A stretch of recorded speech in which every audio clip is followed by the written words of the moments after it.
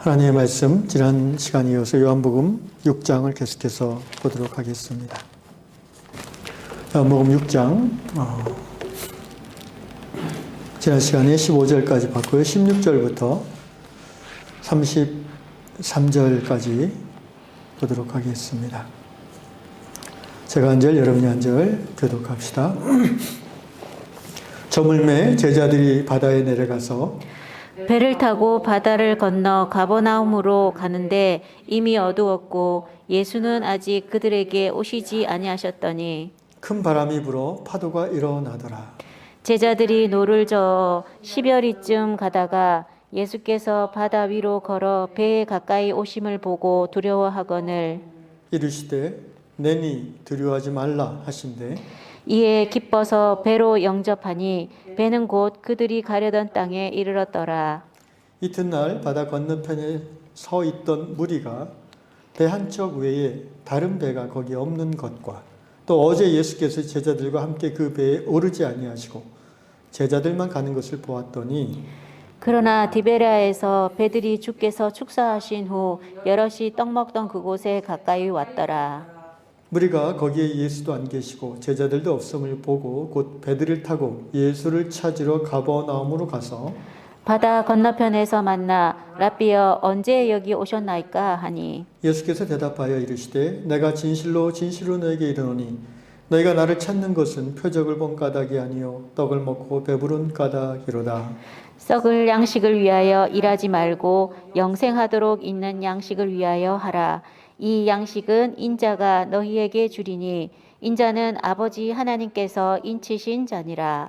그들이 묻되 우리가 어떻게 하여야 하나님의 일을 하오리이까? 예수께서 대답하여 이르시되 하나님께서 보내신 이를 믿는 것이 하나님의 일이니라 하시니 그들이 묻되 그러면 우리가 보고 당신을 믿도록 행하시는 표적이 무엇이니까 하시는 일이 무엇이니까? 기록된 바 하늘에서 그들에게 떡을 주어 먹게 하였다 한과 같이 우리 조상들은 광야에서 만나를 먹었나이다. 예수께서 이르시되 내가 진실로 진실로 너에게 이르노니 모세가 너에게 하늘로부터 떡을 준 것이 아니라 내 아버지께서 너에게 하늘로부터 참 떡을 주시나니 다 같이 하나님의 떡은 하늘에서 내려 세상에 생명을 주는 것이니라. 아멘. 예, 오늘 이 스크린이 도착해서 잘 설치했습니다. 주문해 주셔서 감사합니다. 이렇게 마스크를 안 쓰고 말씀을 전하니까 한결 가볍고 편안합니다. 감사드리고요. 우리 지도를 올려주십시오. 오늘 본문을 설명하기 앞서서 먼저 좀 본문에 나와 있는 지명들에 대한 이해를 우리가 좀 가질 필요가 있겠습니다.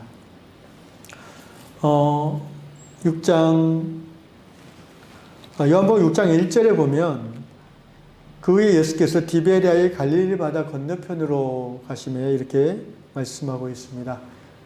디베랴라는 도시는 갈릴리 호수의 서남쪽, 거기 보이나요? 좋습니다. 서쪽에 있는 지난 시간에 그 헤롯 왕이 로마 황제 티베리우스에게 아부하기 위해서 바친 도시라고 그랬죠. 기존에 있는 어촌을 싹 밀어내고 로마식의 도시를 지어서 갖다 바쳤다고 합니다. 저 디베랴 앞바다에서 이제 예수께서 배를 타고 바다 건너편으로 가셨다고 했는데 그 건너편 어디냐면은 벳세다입니다. 그 위에 있죠. 벳세다. 저 벳세다에 저희가 어떻게 벳세다인지 알 수 있냐면은 요한복음에는 안 나오는데 같은 내용을 적은 누가복음 9장에는 지명이 분명히 벳세다로 나와 있습니다. 그러니까 디베랴에서 벳세다로 배를 타고 가신 거죠. 그리고 저 벳세다의 그 들판에서 오병이어의 기적을 베푸셨습니다. 그리고 오늘 본문 16절 보니까 6장 저물매 제자들이 바다에 내려가서 벳세다 거기서 바닷가에서 배를 타고 어디로 갔냐면 그 옆에 왼쪽에 바로 가버나움입니다. 한번 크게 해주시죠. 가버나움. 그걸로 갔습니다. 저 가운데 이제 하얀 선 위에 있는 게 저게 요단강이에요. 위에서 내려오는. 그 헐몬산에서부터 위에서 내려오는 하얀 선 가버나움과 베세다 사이.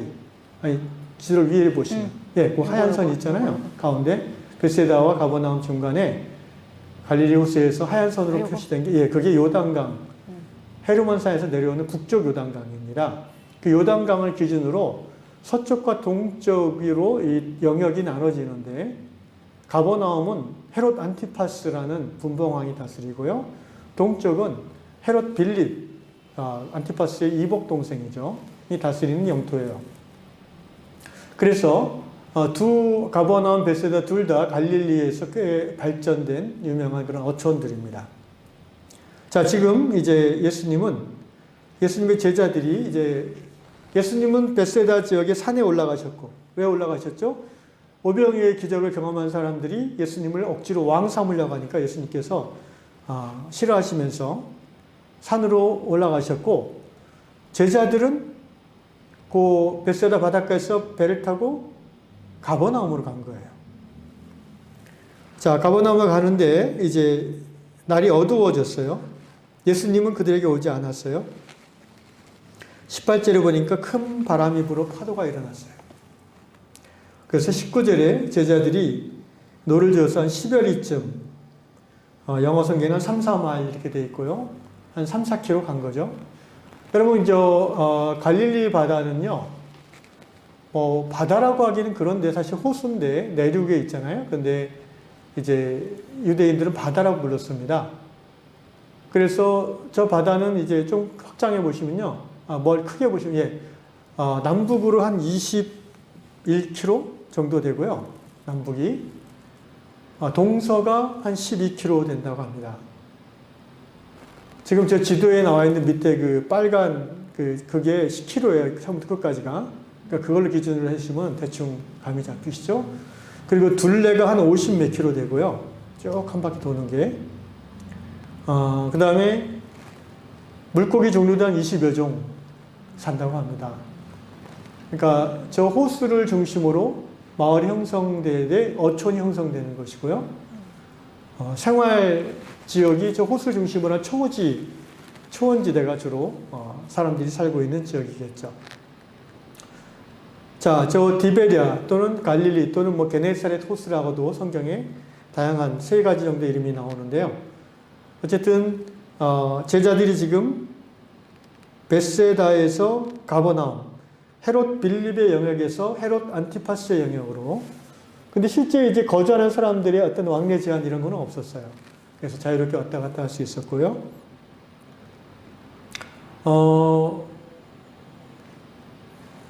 파도가 엄청 일어서 이 갈릴리 어부 출신 제자들이 배에 있음에도 불구하고 굉장히 두려운 상황이었습니다. 지금 요한복음에는 그런 제자들의 공포심 이런 것들은 잘 표현되지 않고 있어요. 그러나 같은 이야기가 나오는 마태와 마가복음에는 제자들이 얼마나 무서워하는지가 자세히 설명되어 있습니다. 바로 마태복음과 마가복음에 그 얘기가 나오죠. 예수님이 이제 산 위에서 제자들이 풍랑 가운데 두려워하며 죽어가는 것을 보시고 만사 제쳐두고 내려오셨죠. 내려와서 배가 없으니까 어떻게 하셨어요?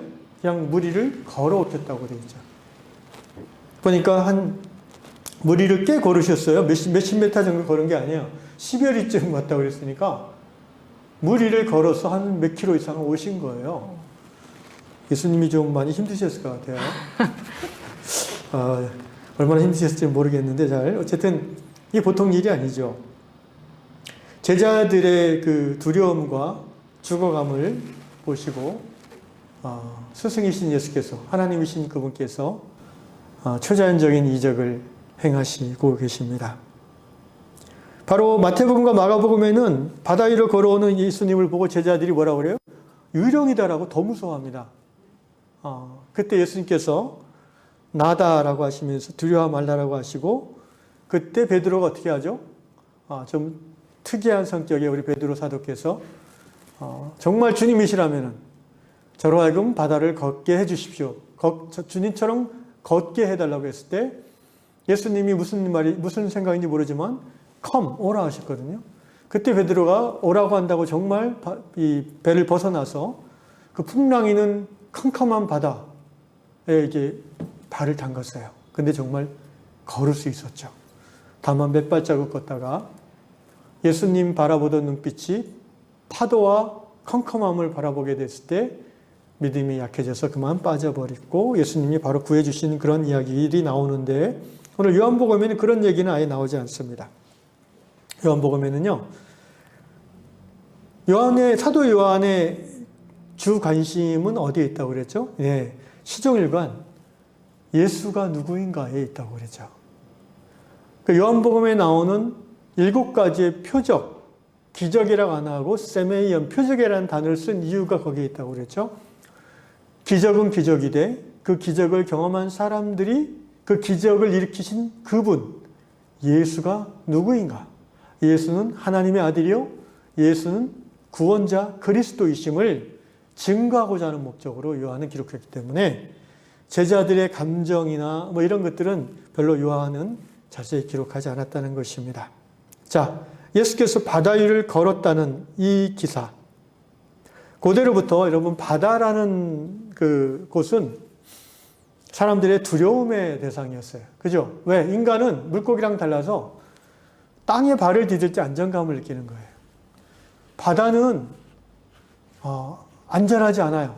그리고 바다는 그 속이 안 보이잖아요. 옛날에 뭐 과학기술이 발달 안 됐으니까 바닷속에 컴컴하고 또 때로 풍랑이 일면은 엄청난 파도가 사람과 바다를 다 쓸어가서 죽이고 바다라는 것 자체는 어떤 혼돈 그 케이오스 자체예요. 고대 사람들에게는. 그런데 예수께서 바다 위를 걸어오셨다는 거예요. 이것을 의미하는 바는 뭐예요? 예수님이 하나님이심을 증거하는 거예요. 욥기 9장 8절에 이렇게 욥기에 기록되어 있습니다. 그가 홀로 하늘을 펴시며 바다 물결을 밟으시니. 이 그가 누구냐면 바로 전능하신 하나님을 말하는 거예요. 이 욥기의 구절을 아마도 예수님은 이루신 것이라고 저는 믿습니다. 구약에 나타난 모든 말씀이 바로 인자 예수에 대한 말씀이라고 예수님은 믿고 행하시지 않았습니까? 바다 물결을 밟는 하나님, 바로 오늘 본문에 나오는 예수님이심을 요한은 아마도 의식하고 또 오고 오는 모든 하나님의 백성들은, 성도들은 예수가 하나님인 것을 이 기사를 통해서 깨닫게 되는 것입니다. 또 20절에 보니까 예수께서 두려워하는 제자들에게 내니, 우리말로 내니 그러니까 좀 번역이 그런데 나다라는 말이죠. 나다. 이게 굉장히 유명한 그런 말씀이에요. 요한복음 전체에 걸쳐서 에고 에이미 헬라어로 I am, 영어로 하면 I am, 이제 나는 무엇이다, 나는 뭐뭐다라는 표현이 많이 나오는데요. 이 표현은 사실 굉장히 신적인 표현이라고 볼 수 있어요. 출애굽기 3장에 모세에게 하나님께서 뭐라고 그랬어요? 나는 나다라고 하시잖아요. 영어 성경에는 I am that I am. 그러니까 이 나는 나다라는 말을 할 수 있는 존재는 하나님밖에 없는 거죠. 왜? 나는 나다라는 말은 나는 다른 어떤 설명이 필요 없는 존재라는 거예요. 모세가 이스라엘 백성을 출애굽하라고 하시는 그 신이 누구냐고 나한테 물어보면 내가 뭐라고 대답하겠냐고 하나님께 질문했을 때 하나님께서 그래, 그럴 수도 있겠다, 이렇게 얘기하라. 나는 나다, 이렇게 얘기하라 가서. 이게 그러니까 이 나는 나다라는 이 표현은요, 이게 이제 히브리어로 야훼인 거예요. 야훼. 정확한 발음은 아니지만 가장 근사한 추정치 발음이 야훼예요. 그래서 그 야훼라는 말에서 이제 여호와라는 말이 나온 거예요. 뭐 영어로 이제 저호바 그러는데 그걸 우리말로 여호와라고 번역을 했어요. 음역으로. 사실 이 번역도 좀 우스워요. 왜냐하면 야훼라는 말이 저호바라는 말로 이렇게 바뀐 거는 필사자, 수도사의 실수로 그렇게 된 거거든요. 뭔가 모음이 바뀌었어요. 실수해서. 그런데 그냥 그걸 쓰는 거예요. 우리말 여호와도 그렇죠. 너무 익숙해서 우리가 하나님의 이름이 여호와인 줄 아는데 정확한 발음은 아무도 모르고, 두 번째, 정확한 발음은 오히려 야훼가 더 가까운 거예요. 그래서 공동번역이나 새 번역에는 야훼 하나님이라고 표현되어 있습니다. 근데 또 한 번 더 깊이 생각하면요. 사실 하나님의 이름이 뭔지는 그게 본질이 아니에요. 왜냐하면 하나님을 다 드러낼 수 있는 이름은 없어요. 그러니까 하나님이 그냥 나는 나다라고 얘기하신 거예요. 그리고 하나님이 인간에게 당신을 설명할 의무가 없는 거예요. I am that I am. 그러니까 자기 존재의 근거가 자기 밖에 있지 않고 자기 내면 내부에 있는 자. 이게 이제 헬라적인 그리스적인 신개념인데 하나님은 그거에 비해 그 관점으로 봤을 때도 신인 거죠. 예수님은 그런 맥락에서 나다라고 하시는 거예요. 나가 누구예요? 나는 하나님의 아들, 곧 하나님 구원자다.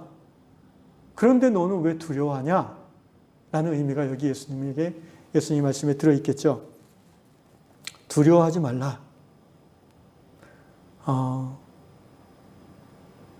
21절에 이에 기뻐서 배로 영접하니 배는 곧 그들이 가려던 땅에 이르렀더라. 이게 이제 그들이 가려던 땅에 곧 이르렀다. 뭔가 이렇게 시간을 추격해서 그냥 모터보트식으로 샥 갔다는 그런 의미로 볼 수도 있고, 아니면 그냥 그러니까 물리적 시간의 단축이라는 의미보다는 저는 개인적으로는 이제 심리적 시간의 단축을 이렇게 표현한다라는 생각을 합니다. 왜냐하면은 그 이전에는 막 풍랑과 컴컴함 속에서 막 그 두려움 속에서 목적지까지가 너무 멀게 느껴지는 거예요. 실제 거리는 한 10km 정도밖에 안 되잖아요. 약간 이렇게 나왔다가 돌아갈 테니까. 그런데 두려움과 무서움 속에서는 시간이 안 가는 거예요. 근데 창조주이신 구원자이신 예수님이 배에 올라오셨어요. 제자들이 감정이 어떻게 바뀌었어요? 두려움과 무서움에서 기쁨으로 바뀌었어요. 기쁨과 소망으로 바뀌었죠. 그러면은 시간은 상대적으로 빨리 가는 것처럼 느껴질 거예요. 그런 의미에서 심리적 시간의 단축이다라고 저는 해석을 하고 싶습니다. 어쨌든 이 말씀을 묵상하면서 예수님을 자기 인생의 배에 모신 성도는 기쁨과 감사함으로 그 한평생이 쑥 빨리 가겠구나. 그래서 예수님과 함께 믿음과 소망과 사랑 가운데 하나님 나라를 이루고자 하는 그 삶을 열심히 사는 가운데 어느덧 쑥 인생이 지나서 이제 소망의 항구에 주님의 손잡고 내리는 그런 인생이 되지 않나라는 즐거운 생각을 해봤습니다. 괜찮지 않아요, 여러분? 예. 우리 유양의 모든 성도들 주님을 선장으로 모시고 그 인생길, 지겹고 힘든 인생길이 아니라 기쁨에 겨워서 한 번에 쑥 지나가는, 그래서 소망의 항구에 다 같이 내리는 복된 인생들 되시기를 축원합니다. 22절 보시면 이튿날 바다 건너편에 서 있던 무리가 배 한쪽 위에 다른 배가 거기 없는 것과, 이 말을 잘 보세요. 지금 1절, 22절, 23절이 사실 그렇게 꼭 필요한 말은 아닌데 구구절절 설명을 해놨어요. 상황을 지금, 그죠? 무슨 상황을 설명하냐 하면은 이 34절에 보니까 무리가 나오잖아요. 이 무리가 어떻게 예수님을 찾아왔는가를 지금 설명하는 거예요. 왜 요한이 그렇게 하셨을까? 한번 읽으면서 생각해 봅시다. 이튿날 바다 건너편에 서 있던 무리가 배 한 척 위에, 이 바다 건너편은 어딜까요? 바로 벳세다 바닷가를 말하는 거예요. 바다 건너편에 서 있던 무리가 배 한 척 위에 다른 배가 거기 없는 것과, 또 어제 예수께서 제자들과 함께 그 배에 오르지 않고, 그러니까 어제 제자들이 예수님 없이 배를 출발시킨 걸 봤어요, 무리들이.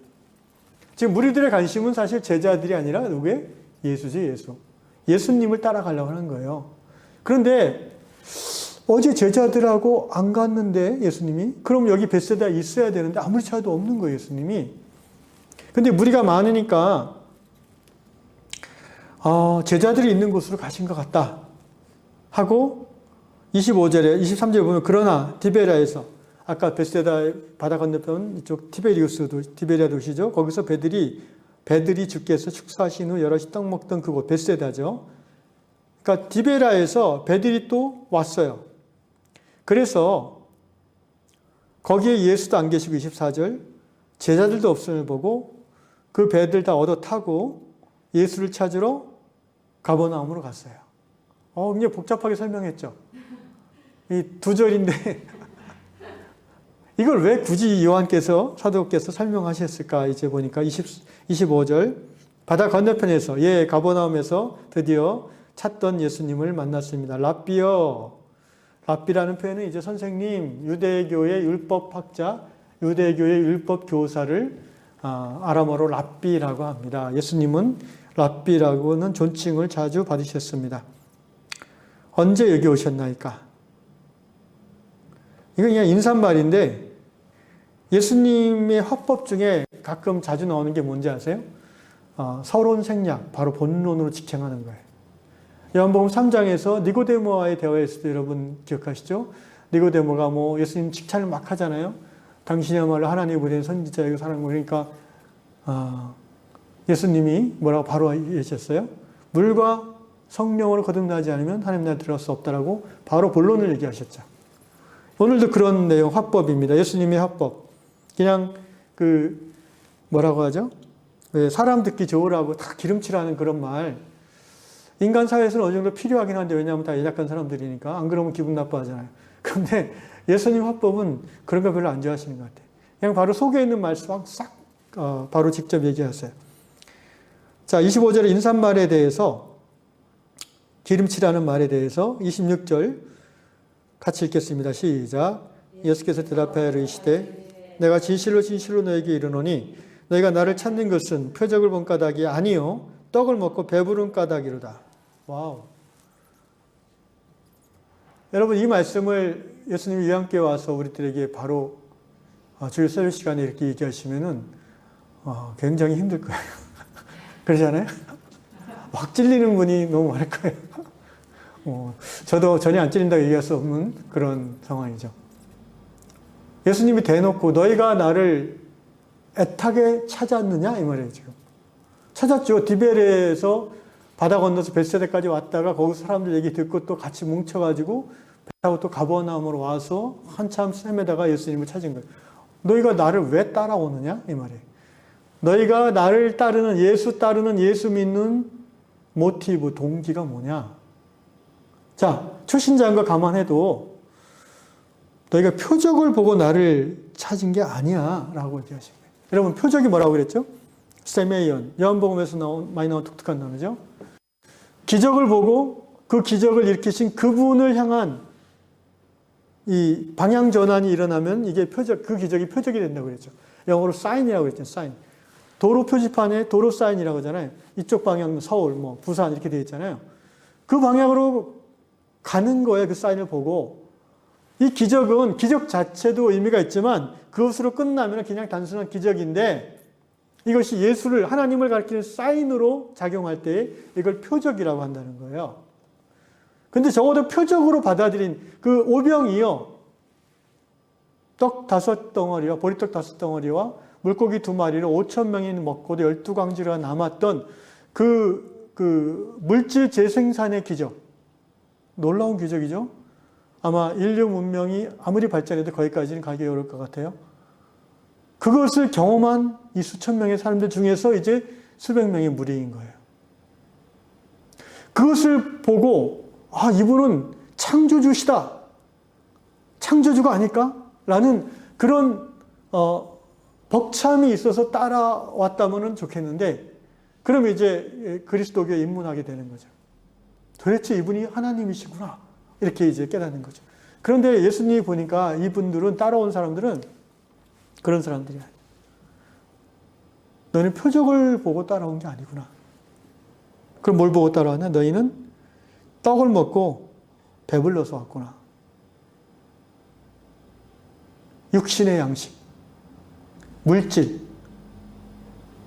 그것을 위해서 예수를 따라오는구나.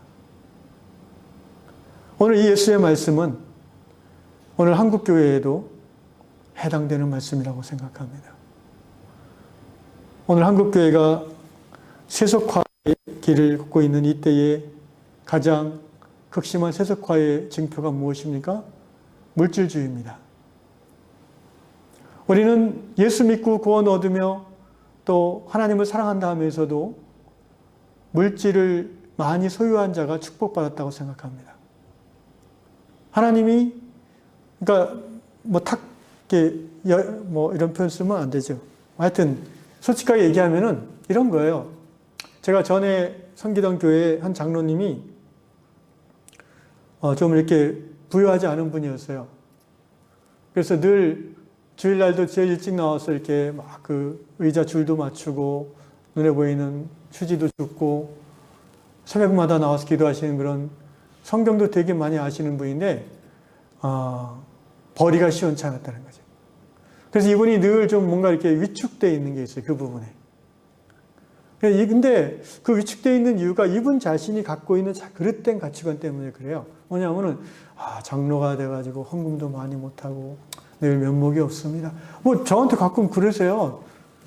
저한테도 주는 것도 아닌데 헌금. 부교육자가 무슨 헌금을 받아요. 그래가지고 아니 왜 그렇게 생각하냐 그랬더니 뭐 하여튼 이분 생각하는 하나님의 축복받은 장로는, 신앙이 좋은 사람은 물질의 축복도 받은 거예요. 안 그러면은 신앙이 별로 안 좋은 거예요. 그래서 장로님 생각대로 하면 저는 굉장히 신앙이 안 좋습니다. 저는 전 재산 4천만 원밖에 없는데 그분은 그래도 그때 한 1억 이상 전세 살았는데 저는 4천짜리밖에 없었잖아요. 그러니까 목사님은 또 이게 다른 거라고 막 또 그러시는데 아니에요. 그거는 잘못된 생각이에요. 여러분, 그게 한국 교회가 세속화된 하나의 모습이라고 생각해요. 여러분, 구약에서의 부유함은 하나님의 축복의 한 부분이라고 나오는데요. 신약에서 하나님의 복의 핵심에 부유함이 나타난 적은 한 번도 없어요. 기독교는 부유함을 추구하는 종교가 아니에요. 부를 잘 관리함으로 하나님 나라를 확장하는 것에 관심이 있지, 부를 많이 소유하는 것에 포커싱하는 축복의 개념을 갖고 있지 않습니다. 예수 믿고 부자 되기를 원하시는 분은 딴 동네로 가시는 게 낫습니다. 저희 미아리 쪽으로 가셔도 되고, 절에 가셔도 되고. 여기는 그런 쪽으로는 재미없는데요. 예수님이 얘기하시잖아요. 너희가 나를 따르는 까닭이 물질의 축복을 받고자 함이구나. 표적을 보고 따라오는 것도 초신자인데, 그렇잖아요. 너희 초신자도 아니다 이거예요 지금. 너희는 신자 될 가망이 별로 없구나 이런 얘기예요. 여러분, 복음은, 예수 믿는 것은요, 누구에게나 열려있지만 누구나 믿을 수 있는 건 아니에요. 구원은 모든 사람에게 열려있지만 택함 받은 자는 소수입니다. 지금 저와 여러분이 예수 그리스도 안에서 하나님의 자녀된 영생을 얻고 누리고 있다는 것을 여러분 가볍게 여기시면 안 돼요. 이것은 하나님의 우리를 향한 특별한 사랑과 배려 때문입니다. 은혜 때문입니다. 오늘 주님께서는 이렇게 열심히, 지금 사도 요한이 왜 그걸 이 두 절에 거쳐서 길게 설명했겠어요? 이런 사람들 되지 말라는 거예요. 그런데 기독교 2000년 역사를 보세요. 늘 이런 사람들이 많았어요. 특별히 리더십에 있어서 이런 사람들이 많았어요. 타락한 기독교의 모습이 많이 있었다는 거예요. 중세시대를 보십시오. 그 보석과 권력으로 치장한 성직자들을 보십시오. 어디 그들의 모습에서 예수를 닮은 모습이 있습니까? 90%의 백성들은 무지함과 가난에 고통받고 있는데 일부 왕과 귀족과 성직자들은 부유함을 누리고, 예수님에게서 그런 모습을 우리는 볼 수 없는데 이상하게 교회에서는 그런 모습이 역사 속에 자주 나타납니다. 그러므로 21세기 한국 교회도, 우리 교회도 조심해야 됩니다. 자칫 잘못하면 예수를 믿는다면서 바알을 겸하여 섬기는, 구약시대 이스라엘 백성들이 그렇게 하나님의 경고를 들었건만 결국은 회개하지 못하고 멸망할 수밖에 없었던 이유가 뭐예요? 야훼 하나님을 안 믿어서예요? 아니에요. 그런 게 없어요, 구약 성경에. 선지자들이 늘 지적했던 게 뭐예요? 겸하여 섬겼던 것을 지적하는 거예요. 하나님과 바알을, 하나님과 아세라를, 야훼 하나님과 물질의 축복을, 야훼 하나님과 음란함을, 권세를 겸하여 섬긴다는 거예요. 성전에서 제사 드릴 때는 하나님을 열렬히 사랑하는 것처럼 하지만 일상의 삶 속에서는 권력과 지식을 가지고 백성들의 땅을 빼앗고 집을 빼앗고 동산을 축제하고 대대손손 잘 먹고 잘 살고자 하는 그런 종교 귀족들, 그 사람들이 바로 기독교의 어두운 모습들이었어요. 제가 좀 흥분했던 것 같습니다. 다시 본문으로 돌아와서 너희가 나를 찾는 것은 표적을 본 까닭이 아니요 떡을 먹고 배부른 까닭이로다. 27절 읽겠습니다. 시작. 썩을 양식을 위하여 일하지 말고 영생하도록 있는 양식을 위하여 하라. 이 양식은 인자가 너에게 주리니 인자는 아버지 하나님께서 인치신 자니라. 자, 예수님께서 묘한 말씀을 하셨습니다. 썩을 양식과 영생하도록 있는 양식. 이렇게 우리가 마트에 쌀 사면은 이거 썩을 양식, 또 다른 쌀은 영생 양식에 써 있는 건 아니잖아요. 그런 의미는 아니겠죠.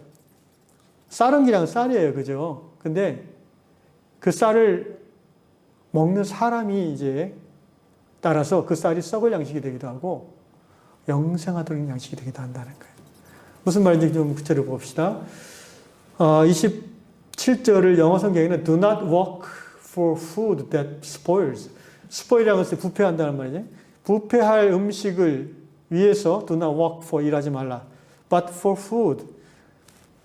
work for food. 음식을 위해서 일해. 어떤 음식? That endures eternal life. 영생, 영원한 생명을 자아내는 음식을. 그러니까 이 음식을 먹으면 영원한 영생이 누려지는 거예요. 근데 또 어떤 사람이 그 음식을 먹으면 그냥 썩어지는 거예요. 썩어지는 것밖에 안 돼요. 음식이 왜 썩어요? 썩잖아요. 결국은 이제 이게 나오면 썩는 거죠. 그게 뭐예요? 그죠? 이 영생은 which the Son of Man will give you. 인자. 예수님을 가리키는 말이죠. 예수님이 우리에게 주시는 영생, 그 영생을 위한 양식을 위해서 일하라고 그랬어요. 일하라. 그러니까 여기서 지금 이 양식과 일이 같이 나와요. 쉽게 말하면 양식을 얻으려면 일을 해야 되는 거예요. 그죠? 썩을 양식이라고 해서 여러분, 이 어떤 생활비를 벌기 위해서 노동하는 것을 부정적으로 보면 안 돼요. 그 성경의 다른 가르침과 다른 거예요. 그렇게 오해하시면 안 돼요, 이 구절을. 이 구절은 영생하도록 있는 양식이라는 것을 강조하기 위해서 썩을 양식의 표현을 쓴 것이지, 썩을 양식을 위해서 하는, 그러니까 노동 자체를 폄하하는 말이 아니에요. 예를 들면은, 분명히 성경은 디모데후서 3장인가요? 일하지 않는 자는 어떻게 해야 돼요? 일하기 싫어하거든 먹지도 말게 하라 그랬어요. 굉장히 엄격합니다. 성경은 먹을 것을 벌기 위해서 일하는 것을 당연시 여깁니다. 노동은 건강한 사람에게 주는 축복입니다. 노동할 수 없는, 일자리 없는 사회는 불행한 사회입니다. 그렇지 않습니까? 우리는 건강을 담보하는 한에서는 돈을 버는 일을 해야 돼요. 농사를 짓든지 텃밭 농사를 대해서 뭔가 만들어내고 생산해내는 것은 고귀한 것입니다. 여기서 썩을 양식이라는 말의 의미는 결국 그 양식을 먹는 그러니까 일을 하는 그 사람이 어떤 사람이냐에 중심을 둔 말이에요. 자기 자신만을 위해서 일하는 사람 있잖아요. 자기의 썩어질 몸을 유지하는 것을 위해서만 열심히 일하는 사람. 영원한 삶, 이 육신이 떠난 후에 애프터라이프, 내세의 삶에 대해서는 전혀 고려하지 않고 오늘 잘 먹고 잘 살기 위해서, 오늘 내가 부자 되려고, 오늘 내가 떵떵거리고 살려고, 쥐하로 일하는 그런 사람이 일해서 먹는 그 음식은 썩을 양식을 하는 거예요. 근데 거꾸로 생각하면 여러분, 자, 내세가 없는 사람, 영생을 모르는 사람, 그런 사람들은 열심히 일해서 현세에서의 어떤 좋은 것만을 추구할 수밖에 없잖아요. 출세, 욕망, 쾌락, 맛집 순례하고, 뭐 좋은 집 사고, 좋은 차 몰고, 떵떵거리며 인정받으며 사람께 굽신거리는 거 받으며 살고, 대접받으며 살고, 그게 그들이 그렇게 될 수밖에 없어요, 사람이. 적어도 인간 실존에 대한 진지한 성찰을 조금이라도, 기독교 신앙 떠나서라도 조금이라도 실존에 대한 진지한 성찰과 되새김을 하는 사람이라면 이렇게 사는 것이 의미 없다라는 것을 깨달을 수 있어요. 사람이기 때문에. 하나님 형상의 잔재가 남아있기 때문에 그래요. 그런데 대부분의 사람들은 그냥 그 물질에 먹혀서 물질을 추구하면서 썩을 양식을 위해서 일하는 삶을 살게 됩니다. 여기 예수께서 너희가 나를 찾아온 것은 썩을 양식을 먹고 배부른 까닭이다 라고 하신 바로 그런 그 순간의 그 모습의 사람들이죠. 이 사람들이 나중에 또 이 중에서 변화돼서 예수님을 믿게 되는 사람들이 있을 수 있습니다. 적어도 지금 이 순간 예수께서 자기를 어렵게 찾아온 이 사람들의 그 갈망의 동기를 이렇게 지적하시는 거예요. 이해가 되시죠? 결국 오늘 예수께서 이 본문을 통해서 성경이 우리에게 나누고자 하는 핵심되는 주제는 어떻게 하면 우리는 영생하도록 있는 양식을 위해 일하는 사람이 될까입니다. 그죠? 니코스 카찬차키스라는 그리스 소설가가 있어요. 들어보셨을 겁니다. 제가 옛날에 책은 안 봐 영화를 봤는데 그리스도인 조르바 굉장히 오래된 영화예요. 유명한 영화죠. 뭐 그 영화에서 나오는 이 조르바라는 이 사람의 어떤 가치관에 대해서 지금 얘기하고 싶은 건 아니고요. 이 책에서 이런 대사가 나옵니다. 그 그리스도인 조르바가 자기 일을 고용한 젊은 사장이죠. 나중에 친구가 됐는데 그 사람에게 뭐라 하냐면은 우리가 먹는 음식을 통해 우리가 만들어내는 것이 뭔지를 보면 그 사람이 누군지를 알 수 있다. 이런 얘기를 해요. 무슨 말입니까? 그러니까 네가 먹는 그 음식을 통해서 네 삶에서 뭐가 만들어지느냐 그걸 보면 네가 어떤 사람인지 안다. 이런 얘기예요. 그러면서 조르바가 뭐라냐면은 세 종류의 사람이 있단다. 음식을 먹고 비계와 똥을 만들어내는 사람이 있고 일과 좋은 유머, 그러니까 이 노동과 좋은 유머를 만들어내는 사람이 있으며 세 번째로는 하나님의 영광을 드러내는 사람이 있다. 그러면서 조르바가 자기는 이 음식을 먹고 일과 유머를 만들어내는 사람이래. 이 조르바는 바람둥이거든요. 뭔가 이게 규격에 맞춰 사는 것을 싫어하는 그런 자유주의자예요. 그래가지고 평생 정착하지 않고 결혼도 안 하고 떠돌아다니는 그런 사람인데 어쨌든 자기는 그 음식을 먹고 중간을 한다 이거예요. 중간을 한다 그런 얘기예요. 근데 오늘 예수님께서 우리에게 얘기하시는 것은 뭐예요? 음식을 먹고 너희가 하나님의 영광을 드러내는 사람이 되라는 거죠.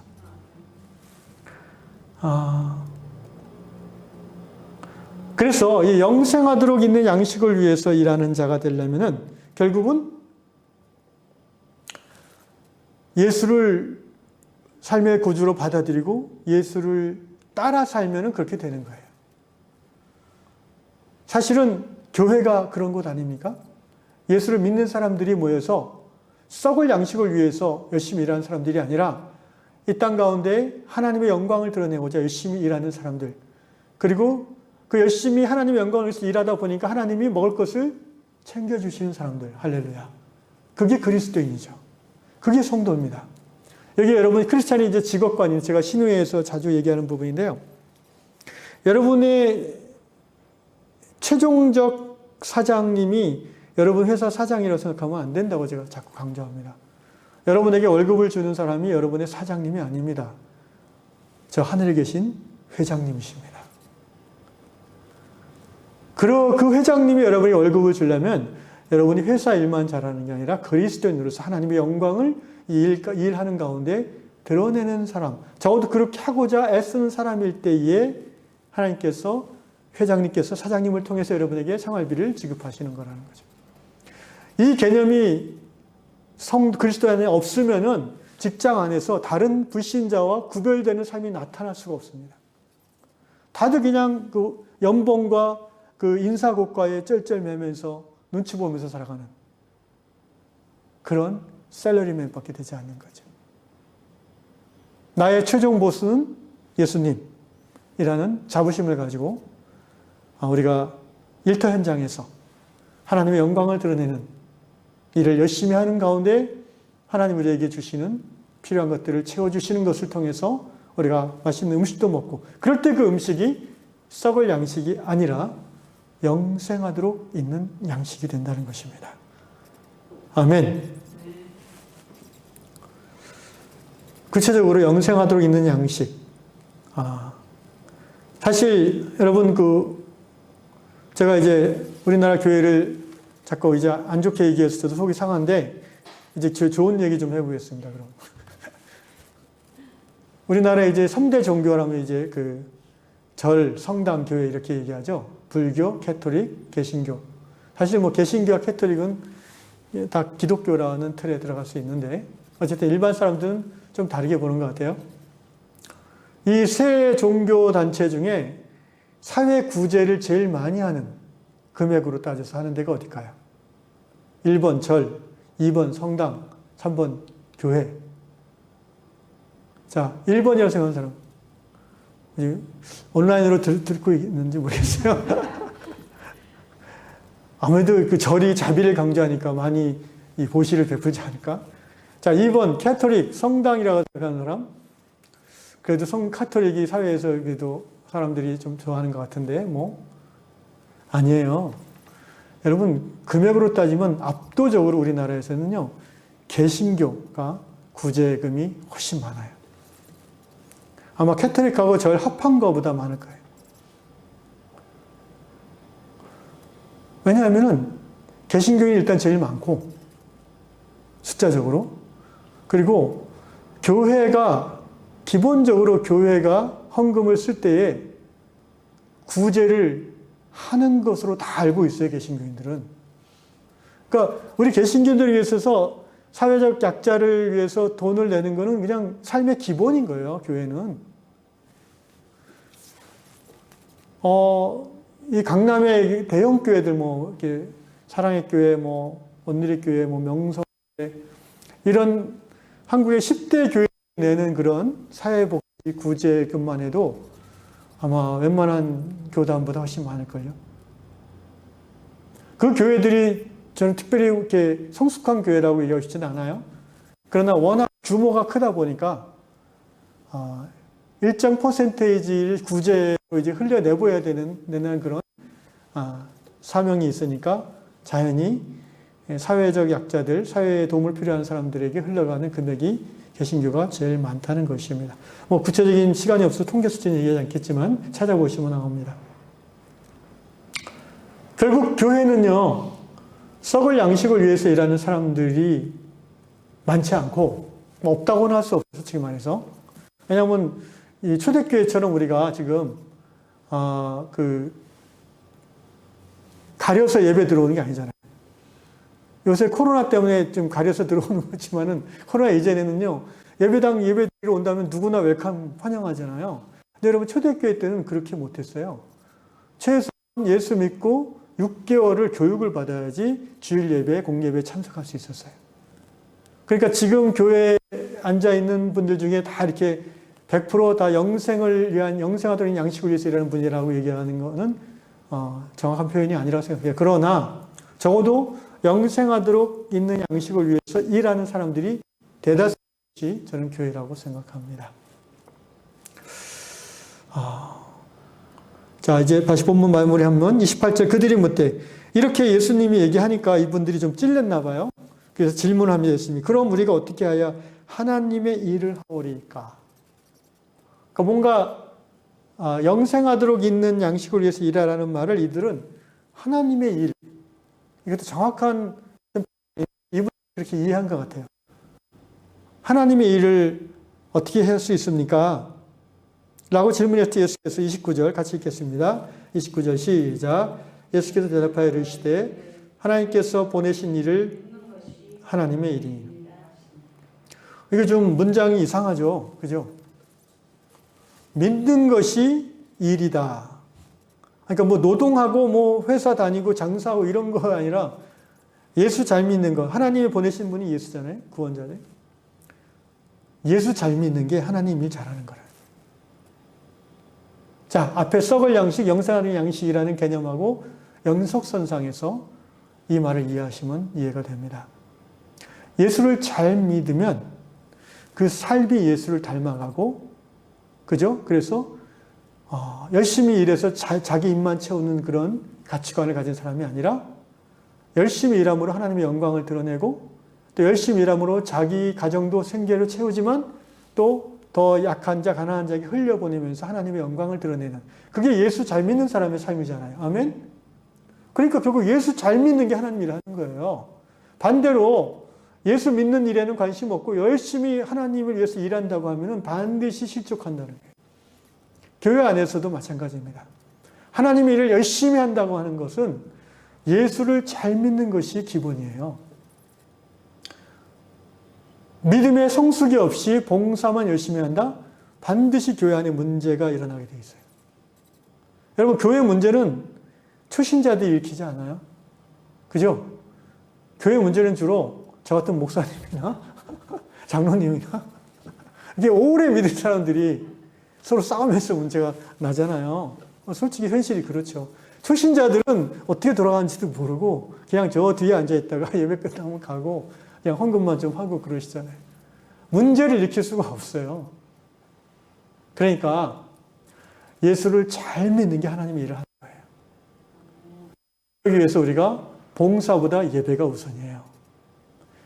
섬김보다 하나님의 말씀 앞에 나아가는 게 더 중심에 있어야 돼요. 잘 믿지 않으면 일도 하나님의 일 영광을 드리지 못한다니까요. 삶도 마찬가지예요. 예수를 잘 믿는 것이 삶의 중심이 돼야 열심히 일하는 그 일이 하나님의 영광을 나타내고 영생하도록 있는 양식을 위해서 버는 돈이 되는 거예요. 시간이 다 됐습니다. 항상 수요일 날은 시간이 빨리 가는 것 같습니다. 우리 찬양 한 곡 같이 하고 기도하고 마무리하겠습니다.